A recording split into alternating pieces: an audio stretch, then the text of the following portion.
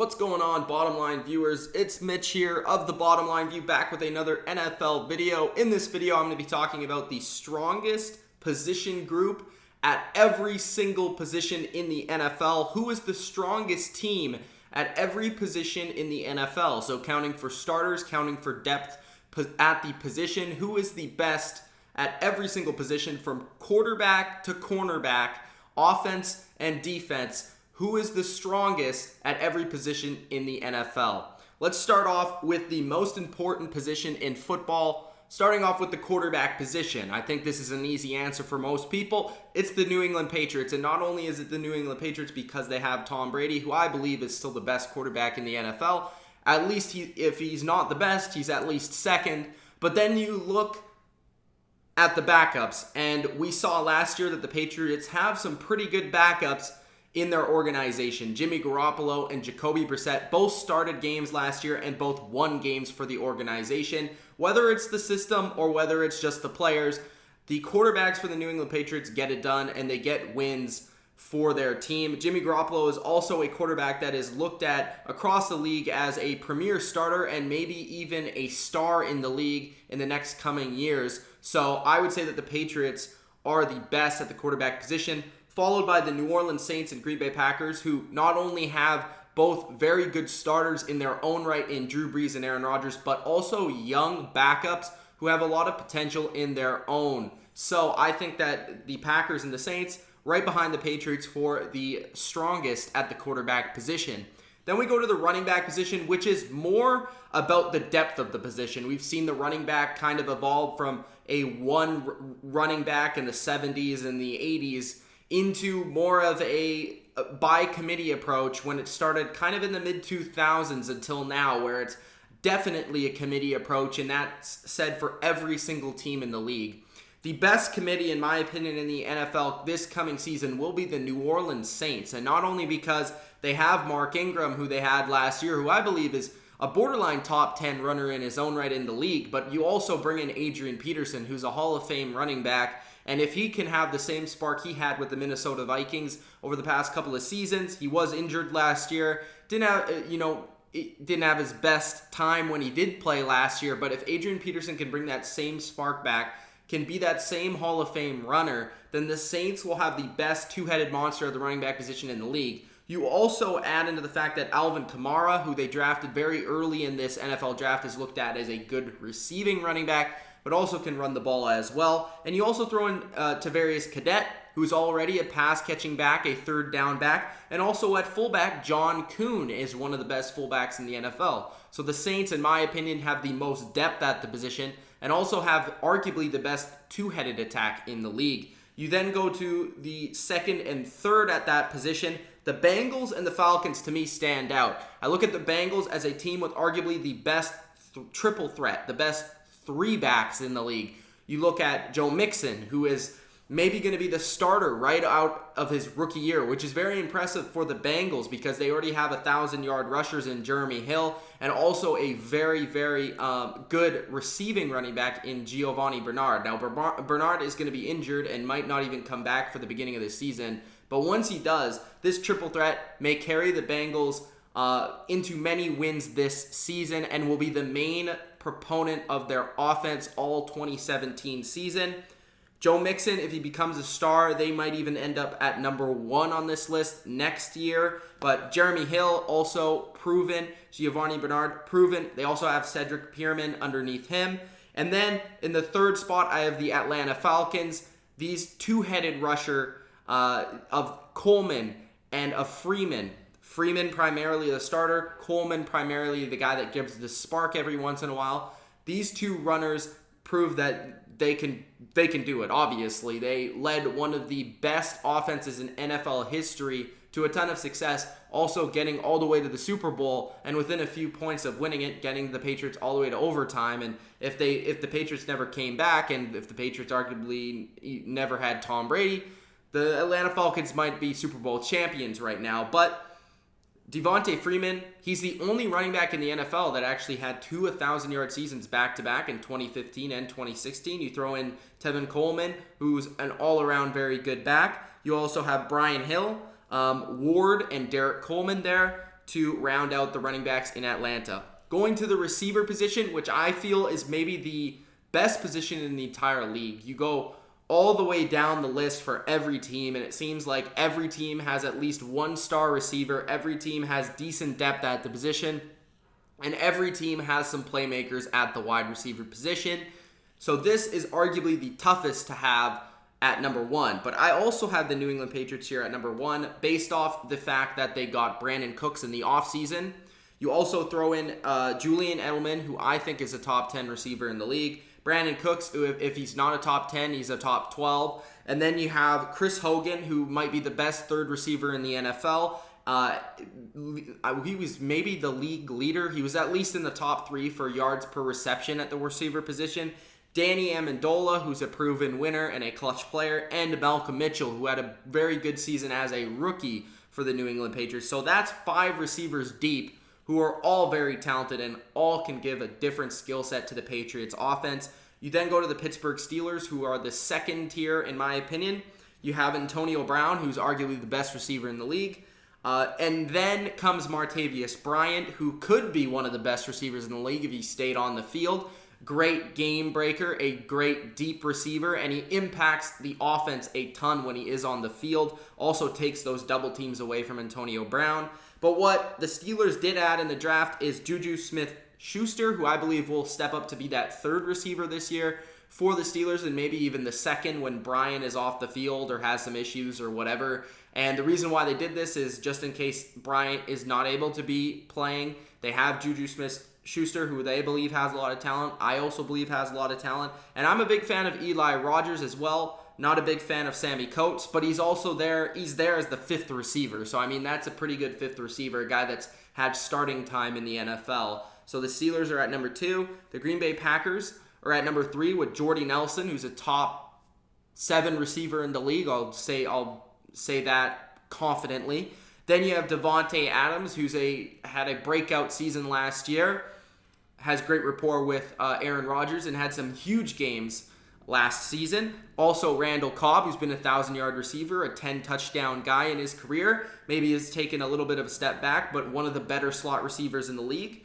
Then you have Allison, who's also looked at as a young receiver coming into his own and had some bright spots in 2016. And then Jeff Janis, who had a great end of the 2015 season with some amazing, spectacular plays with some Hail Marys and all that. But he comes in as the 5th receiver for the Packers. So 3 loaded groups at the wide receiver position with a ton of talent and a ton of options for their quarterbacks. When you look at these 3 wide receiver groups, you often wonder why don't other teams try and get this many weapons at this wide receiver position, because you look at all 3 of those offenses, and all 3 of those offenses are amongst the league's elite. Then we go to the tight end position, which this is kind of obvious. It's the New England Patriots once again. Yes, they've won 3 out of the 4 position groups so far. It won't be like this the whole time, I promise you. But the tight end group of Rob Gronkowski, Dwayne Allen, and James O'Shaughnessy is the best in the league, in my opinion.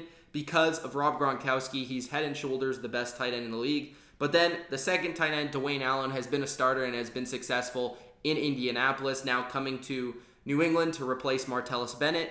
Now, I don't think this core is as good as the one with Bennett last year, but Gronk did go down. So if Gronk can stay healthy this year, then they could have an even better group than last year. The thing about the Patriots also is that they have 2 tight ends that not only can catch the ball, but can also block, and Shaughnessy is a decent 3rd stringer.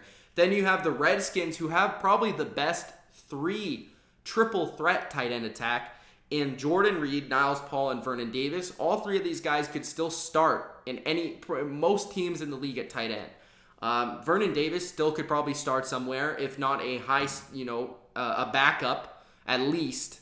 And then you have Niles Paul, who is a very underrated player for the Redskins. But Jordan Reed is arguably the 2nd best tight end, if not the 3rd or 4th best tight end in the league. But he's one of the best at receiving the football. He puts up constant receiving totals that are comparable to Rob Gronkowski, one of the only tight ends in the league that can do that on a consistent basis.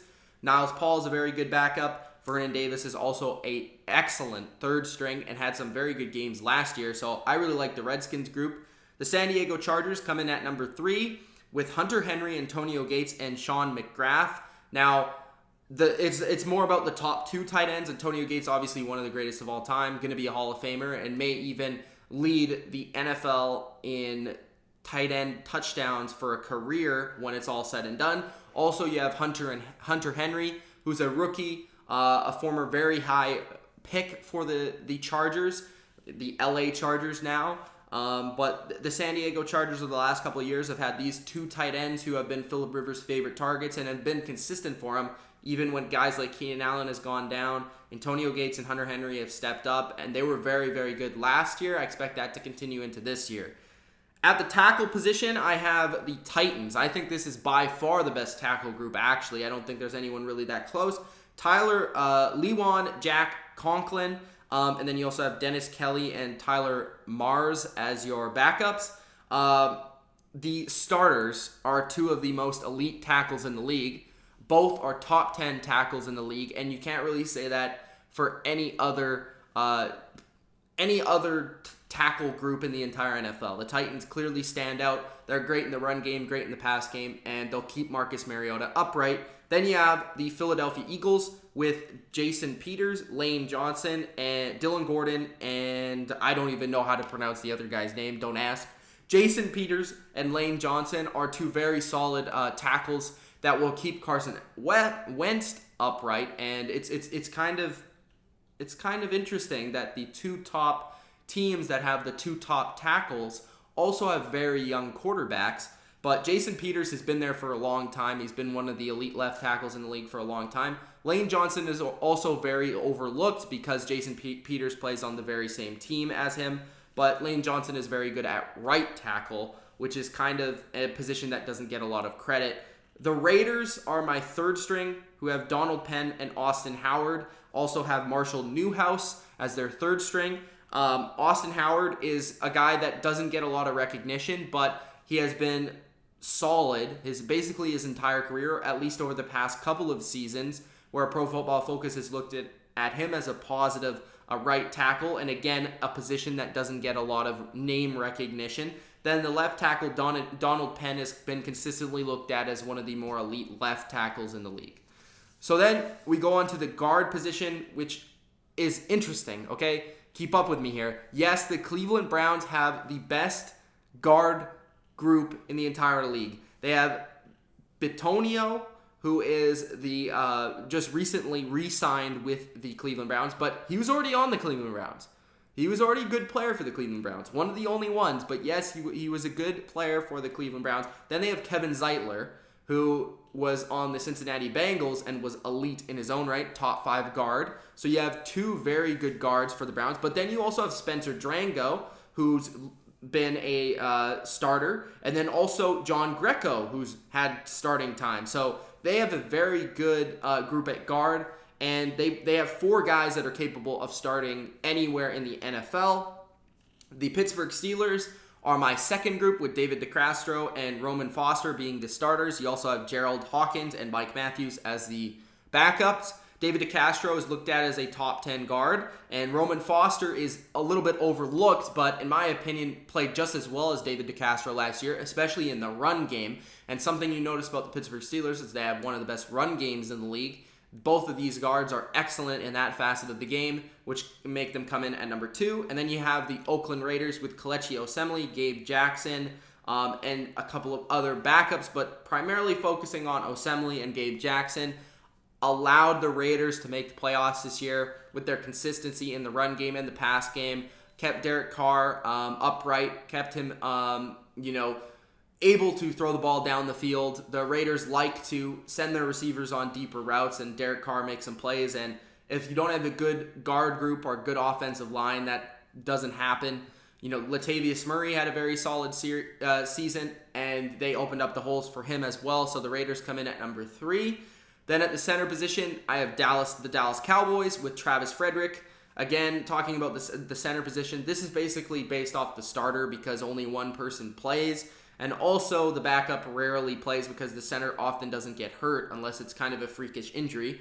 But Travis Frederick is the number 1 center in the probably still the number 1 offensive line. They did lose a couple of pieces this offseason, but the Dallas Cowboys are still probably the best offensive line in the league. Travis Frederick is the best center in the league. So the Cowboys have the best center group. They also have Joe Looney behind him, who isn't half bad.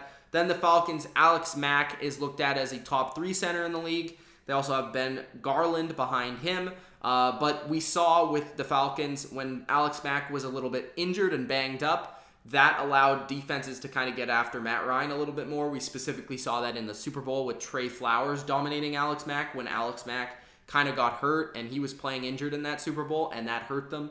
And then you have the Raiders with Rodney Hudson, who is also looked at as a top 100 player in the league and one of the top 5 centers in the league. So those are the 3 best centers in the league probably, and those are the 3 best center groups. Keeping it simple, the best center is the best center group for the NFL right now. Thanks for watching part 1 of the strongest NFL team at every position mini-series. Part 2 will feature my opinion on who is the strongest team at every defensive position. Let me know in the comments your thoughts on this video. Like the video and subscribe for more NFL content. It's Mitch of The Bottom Line View. Peace out.